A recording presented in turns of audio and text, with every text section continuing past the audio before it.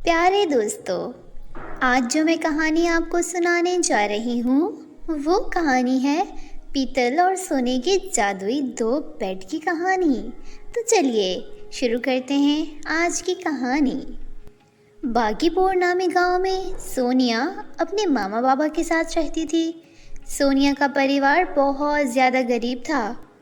उसके बाबा जिम्मेदार के खेतों में काम किया करते थे और उसी से उनका घर का खर्चा चलता था। लेकिन सोनिया की माँ शकुंतला बहुत समझदार औरत थी। वो कभी भी फजूल खर्ची नहीं करती थी। वो कम पैसों से भी बहुत अच्छे से अपना घर चलाती थी, जिस वजह से उनके घर में कोई सुख सौदा ना होने के बावजूद में सब लोग हंसी खुशी रह रहे थे। सोनिया गांव के ही सरकारी स्कूल में पढ़ती थी। सोनिया की नैना नाम की एक सहेली थी। नैना गांव के एक जमींदार की बेटी थी। अरे सोनिया, आज फिर तुमने स्कूल आने में देर कर दी। मेरे पास एक बहुत खास चीज़ है जो मैं तुम्हें दिखाना चाहती हूँ। खैर, अब मैडम के आने का वक्त हो गया है। मैं तुम्हें छुट्टी टाइम दिखाऊंगी। और फिर सभी बच्चे स्टडी करने लगते हैं। छुट्टी होने के बाद नैना सोनिया को अपनी न्यू साइकिल दिखाती है। सोनिया, ये देखो, ये मेरी न्यू साइकिल है। बताओ, अच्छी है ना? अब मैं इसी पर स्कूल आया जाया करूँगी। इसी बहाने थोड़ा वर्कआउट भी होता रहेगा। हाँ नैना, ये साइकिल बहुत ही प्यारी है और तुम भी बहुत अच्छी हो। मुझे तो तुम्हें ऐसे खुश खुश देखकर बहुत ही अच्छा लगा। अच्छा सोनिया, क्या तुम्हें पता है कि मेरे पापा ने ये साइकिल किस खुशी में मुझे दी है? हाँ नैना, बताओ किस खुशी में? अरे पागल, 3 दिन बाद मेरा जन्मदिन है ना। ये साइकिल तो कुछ भी नहीं है। तुम देखना मेरे जन्मदिन पर मुझे कितने सारे गिफ्ट्स मिलते हैं। अच्छा सुनो, तुम भी मेरे जन्मदिन पर ज़रूर आना और देखना मेरे जन्मदिन मेरे घर वाले कितने धूमधाम से मनाते हैं। ठीक है नैना, मैं ज़रूर आऊँगी तुम्हारे जन्मदिन पे। सोनिया, तुम्हें तो पता ही है हम लोग कितने ज़्यादा अमीर हैं और मेरी माँ को गरीब लोगों से बहुत नफरत है। इसीलिए तू थोड़ा ढंग के प्यारे से कपड़े पहन कर आना। देख, बुरा मत मान, लेकिन मेरी इज्जत का सवाल है यार। नैना, तुझे तो पता है ना मेरे माँ बाप कितनी मेहनत करके मुश्किल से अपना घर का खर्चा चलाते हैं। मैं अभी उनसे न्यू कपड़ों की डिमांड नहीं कर सकती। अगर मेरे आने से तेरी इंसल्ट होगी तो फिर मैं आती ही नहीं। अरे सोनिया, तू तो सच में ही बुरा मान गई। मेरे कहने का ये मतलब तो नहीं था। मेरे कहने का मतलब समझो यार, तुम मेरी सबसे अच्छी दोस्त हो। तुमने आओगी तो मुझे बहुत अच्छा लगेगा। अच्छा ठीक है, मैं आ जाऊंगी। घर आने के बाद सोनिया को पता चलता है कि उसके बाबा की तबीयत बहुत खराब है और उसकी माँ उसे ठंडे पानी से पट्टियाँ कर रही हैं। माँ, बाबा को बहुत तेज बुखार है। आप रुको, मैं जल्दी से डॉक्टर को बुला कर आती हूँ। देखिए, बारिश में भीगने की वजह से इन्हें बहुत तेज बुखार हो गया है। मैंने कुछ दवाएं लिखी हैं, आप इन्हें ले आएं और इन्हें ज़मीन पर मत सोने दीजिएगा। ज़मीन पर सोने से इनका बुखार और भी तेज हो सकता है। ठीक है डॉक्टर साहब। शकुंतला ने कुछ पैसे जोड़ कर रखे हुए थे। उसी से वो अपने पति के लिए दवाई और सस्ता सा बेड खरीद कर ले आती है। माँ, आज मेरी सहेली नैना का जन्मदिन है तो मैं आज स्कूल से सीधा नैना के घर पर जाऊंगी, तो आप मेरा इंतजार मत करना। आप और बाबा खाना टाइम से खा लेना। बेटी, वो बहुत अमीर लोग हैं, उनसे हमारा कोई मेल नहीं बनता बेटा। सोनिया बेटी, इन जैसों से दूर ही रहा करो। अरे नहीं माँ, नैना ऐसी बिल्कुल भी नहीं है। वो मेरी सबसे अच्छी दोस्त है। वो बहुत अच्छी है और मेरी सबसे अच्छी दोस्त है। अच्छा, अब मैं चलती हूँ, शाम को खाना खा कर ही आऊँगी। इतना बोलकर सोनिया नैना के घर पार्टी पर चली जाती है। सोनिया को देखकर सभी सोनिया का खूब मजाक उड़ाते हैं। अरे ये कौन है? लगता है नैना ने घर में नौकरानी रखी है। हाँ, शक्ल से ही नौकरानी लग रही है। तभी वहाँ नैना आ जाती है। सोनिया, मेरे साथ आओ। नैना सोनिया को अपने साथ ले जाती है। सोनिया, ये क्या हो लिया है यहाँ आने का? ये लो कपड़े, जाओ जल्दी से इन्हें पहन लो। बाहर तुमने देखा है ना कितने अमीर अमीर लोग हैं यहाँ। अब सब तुम्हें इस होलिये में नौकरानी ही समझेंगे ना। अब जाओ और चेंज करके आओ। सोनिया को ये सब बहुत अजीब सा लग रहा था, लेकिन वो नैना का दिल नहीं दुखाना चाहती थी, इसीलिए वो नैना के दिए हुए कपड़े पहन लेती है। लेकिन फिर भी पार्टी में सब उसका खूब मजाक उड़ाती हैं। तभी नैना भी अपने दोस्तों के साथ मिलकर सोनिया पर हंसने लगती है। पार्टी खत्म हो जाने के बाद सभी अपने अपने घर चले जाते हैं, लेकिन नैना सोनिया को रोक लेती है। अरे सोनिया, थोड़ी देर और रुक जाना, मुझे अब इतने सारे गिफ्ट्स मिले हैं, ये सब खोल नहीं पाऊंगी, आज अब मेरी मदद ही कर दे। सोनिया नैना के साथ मिलकर गिफ्ट अनबॉक्स करने लगती है। साथ ही नैना सोनिया को अपने गिफ्ट्स दिखा दिखा कर चिढ़ा रही होती है। सोनिया, तुमने तो कभी इतने सारे गिफ्ट्स देखे भी नहीं होंगे, है ना? तुम देखो भी भला कैसे, तुम्हारे पापा तो बहुत ही गरीब हैं, अब तुम्हारे नसीब में ये सब कहाँ। तभी बाहर जोरदार बारिश शुरू हो जाती है। नैना, मुझे घर जाना चाहिए, मेरे माँ बाबा मेरा इंतज़ार कर रहे होंगे, पर बारिश बहुत तेज़ है और मेरा जाना मुश्किल हो रहा है। तो तू फिक्र क्यों करती है, यहीं रुक जाना आज रात। और वैसे भी तू घर पर बता कर आई है, तेरी मामा पापा ज़्यादा परेशान नहीं होंगे, इसी बहाने तुझे मेरे इतने बड़े घर में नरम बिस्तर पर सोने का मौका भी मिल जाएगा। आज तक तुम इस तरह के बेड पर भी सोकर नहीं देखा होगा, है ना? अब सोनिया के पास रुकने के अलावा और कोई भी रास्ता नहीं था। वो नैना के घर रुकने को तैयार हो जाती है। नैना हर बात पर सोनिया को नीचा दिखाने की कोशिश करती रहती है। ऐसे ही जब रात के खाने का वक्त हुआ तो नैना सोनिया से कहती है, अरे सोनिया, तुम और कुछ लोगी? नहीं नैना, मेरा पेट भर गया है। अरे खा लो, फिर दोबारा जिंदगी में पता नहीं तुम्हें ऐसा खाना खाने को मिलेगा भी या नहीं।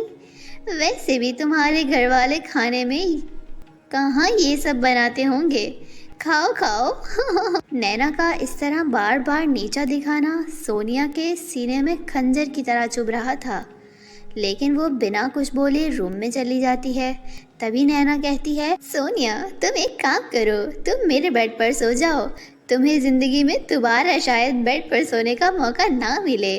वैसे भी तुम लोग तो ज़मीन पर ही सोते हो ना, पर आज बेड पर सोकर देखो, बहुत ही नरम है और तुम्हें बहुत आराम मिलेगा। मैं यहाँ अपने सोफे पर सो जाती हूँ, गुड नाइट। नैना फिर से एक बार सोनिया की गरीबी का मजाक बनाते हुए वहाँ से चली जाती है। सोनिया बेड पर लेट जाती है। सोनिया को बेड पर लेटकर बहुत ही अच्छा लगता है। वो बेड भी बहुत नरम और मुलायम था।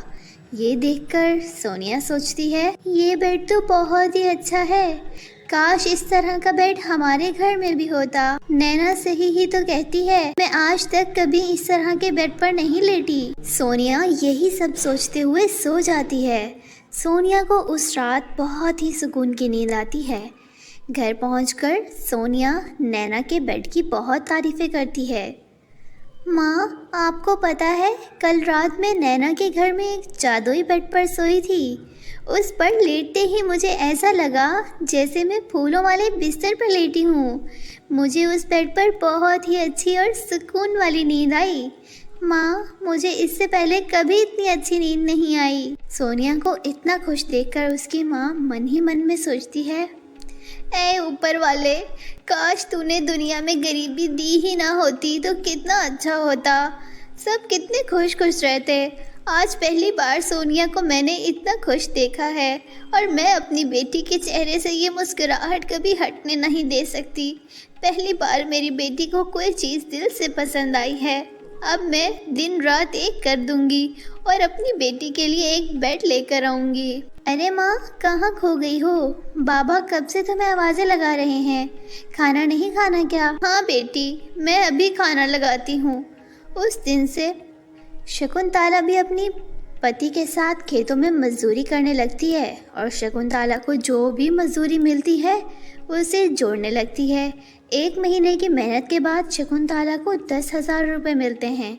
शकुंतला उन पैसों को लेकर बेड खरीदने बाजार निकल आती है। बेड की दुकान देखकर उसके अंदर जाकर बोलती है, भाई साहब, मुझे बेड लेना है, कितने तक का आ जाएगा अच्छा सा बेड? हमारे पास 20,000 से लेकर 1 लाख तक का बेड है। आप बताइए, आपको किस तरह का बेड चाहिए? है क्या, इतना महंगा? कुछ कम नहीं हो सकता क्या? हमारे यहाँ एक ही रेट है, तुम सुबह सुबह दिमाग खराब मत करो और जाओ यहाँ से। पता नहीं कहाँ से ऐसे लोग आ जाते हैं। भाई साहब, मैं ये बेड अपनी बेटी के तोहफे में देना चाहती हूँ। कल मेरी बेटी का जन्मदिन है और मैं ये चाहती हूँ कि मैं उसे उसके जन्मदिन पर बेड गिफ्ट करूँ। अभी मेरे पास 10,000 रुपये ही हैं। मैं आपसे वादा करती हूँ, बाकी के पैसे मैं अगले महीने लौटा दूँगी। मेहरबानी करके मुझे 10,000 वाला बेड दे दीजिए। सुबह सुबह उल्लू बनाने के लिए तुझे मैं ही मिला हूँ क्या? जाओ, जाकर किसी और को उल्लू बनाओ। काम का टाइम है, जाओ यहाँ से, अब जाओ भी। ये सोचकर शकुंतला बहुत उदास हो जाती है और 2-3 दुकानों में जाती है, लेकिन हर कोई उसे डांट कर वहाँ से भगा देता है। शकुंतला बहुत ही निराश होकर घर आ जाती है। मैं कैसी माँ हूँ, अपनी बच्ची की एक ख्वाहिश भी पूरी नहीं कर सकती। मैंने आज तक कभी अपनी बेटी के जन्मदिन नहीं मनाया, ना ही उसे बताया है कि कल उसका जन्मदिन है। आज पहली बार छोटी सी खुशी मनाने का सोचा तो वो भी मुझसे नहीं हो पा रहा है। शकुंतला तो कैसी माँ है। शकुंतला ये सब सोचते हुए चली जा रही थी, तभी वो चलते चलते घने जंगल में पहुँच गई। अरे ऊपर वाले, ये मैं कहाँ पहुँच गई हूँ, अब मैं घर कैसे जाऊँगी। शकुंतला वापस घर आने का बहुत ही रास्ता ढूंढती है, लेकिन वो जंगल से बाहर निकल ही नहीं पाती। उसे बाहर निकलने का कोई रास्ता नज़र नहीं आता। वो वहीं रोना शुरू हो जाती है। तभी उसके सामने एक परी आती है और कहती है, क्या हुआ और तुम इस घने जंगल में क्या कर रही हो? रोने की क्या वजह है? क्या तुम रास्ता तो नहीं भटक गई? शकुंतला परी को अपनी सारी बात बताती है। ये सब सुनकर वो परी शकुंतला से कहती है, तुम चिंता मत करो, यहाँ से बाहर जाने में मैं तुम्हारी मदद करूँगी और तुम्हारी जो भी समस्या है वो भी पूरा कर दूँगी। तभी परी अपनी जादुई की छड़ी घुमाती है और वहाँ एक बेड प्रकट हो जाता है। वो बेड शकुंतला को देकर बोलती है, सुनो शकुंतला, ये तुम्हारी बेटी के जन्मदिन का तोहफा है। और हाँ, ये कोई मामूली बेड नहीं बल्कि एक जादुई बेड है। तुम इस सोने के बेड पर लेटकर जो भी कहोगी वो सब सच हो जाएगा। शकुंतला उस सोने के बेड को देखकर बहुत ही ज़्यादा खुश हो जाती है, क्योंकि वो बेड जैसा उसके सोचा होता है उससे भी कहीं गुना ज़्यादा खूबसूरत था। शकुंतला उस परी का धन्यवाद कहकर उस बेड पर लेट जाती है और बोलती है, ए जादुई सोने के बेड, मुझे घर ले चलो। तभी वो बेड वहाँ से गायब होकर शकुंतला के घर पहुँच जाता है। घर आने के बाद शकुंतला अपनी बेटी को बुलाती है और अपनी बेटी को सारी बातें बताती है। सोनिया बेटी, ये कोई आम बेड नहीं है बल्कि ये जादुई सोने का बेड है। अगर तुम्हें मेरी बात पर यकीन नहीं है तो मैं अभी तुम्हें बताती हूँ। ये कहकर शकुंतला उस बेड पर लेट जाती है और बोलती है, ए जादुई सोने के बेड, हमारी सारी गरीबी दूर कर दो। शकुंतला के इतना बोलते ही उसका घर एक बहुत बड़े घर में बदल जाता है और वो लोग बहुत ही ज़्यादा अमीर हो जाते हैं और बहुत ही धूमधाम से अपनी बेटी का जन्मदिन भी मनाते हैं। सोनिया अपनी सहेली नैना को भी अपने जन्मदिन के पार्टी पर बुलाती है। आखिर ये गरीब सोनिया अचानक से इतनी अमीर कैसे हो गई? और इसका रहन सहन तो देखो कितना स्टैंडर्ड हो गया है। आखिर एकदम से ऐसा कैसे हो गया? मुझे पता लगाना ही पड़ेगा। नैना जब सोनिया के घर जाती है तो सोनिया से पूछती है, अरे सोनिया, तुम लोग अचानक से इतने अमीर कैसे हो गए? कोई लॉटरी वॉटरी लग गई है क्या? सोनिया नैना को सारी बात बताती है और उस जादुई सोने के बेड के बारे में सब कुछ बताती है। ये सब सुनने के बाद नैना मन ही मन में उस जंगल में जाकर परी से मिलने का सोचती है। अगले दिन नैना परी से मिलने उस जंगल में पहुंच जाती है। नैना उस जंगल में परी को ढूंढने की बहुत कोशिश करती है, लेकिन उसे जंगल में वो परी कहीं नहीं मिलती। लगता है सोनिया ने मुझे झूठ बोला है, यहाँ पर तो कोई भी परी नज़र नहीं आ रही है। और तो और मैं तो घर जाने का रास्ता भी भूल चुकी हूँ। मैं अब इस जंगल से बाहर कैसे निकलूँगी? लगता है सोनिया की बच्ची ने मुझे जानबूझकर इस जंगल में भेजा है। अब मैं अपने घर कैसे जाऊँगी? मुझे तो कुछ भी समझ नहीं आ रहा। ए ऊपर वाले, मुझे बचा लो, मेरी मदद करो, मुझे घर जाना है। ये कहकर नैना रोना शुरू कर देती है, लेकिन उसे जंगल में वहाँ से ले जाने वाला कोई रास्ता नहीं देता। तभी परी आती है और कहती है, नैना, ये जादुई जंगल है। इस जंगल से सिर्फ नेक दिल इंसान ही बाहर जा सकता है। पर तुम तो यहाँ लालच में आई थी, इसीलिए अब तुम इस जंगल से कभी बाहर नहीं जा सकती हो। परी जी, मुझे माफ़ कर दो, मैं अब कभी लालच नहीं करूँगी। मुझसे बहुत बड़ी गलती हो गई। मुझे कुछ भी नहीं चाहिए परी जी, बस मुझे मेरे मामा पापा के पास जाना है। उसके बाद वो जंगल ही उसका घर होता है। वो हमेशा के लिए उसमें कैद हो जाती है। तो देखा मेरे प्यारे दोस्तों, लालच कितनी बुरी चीज़ है। कैसी लगी आपको हमारी आज की ये कहानी? हमें लाइक और कमेंट करके ज़रूर बताइएगा। फिर मिलते हैं नेक्स्ट स्टोरी में।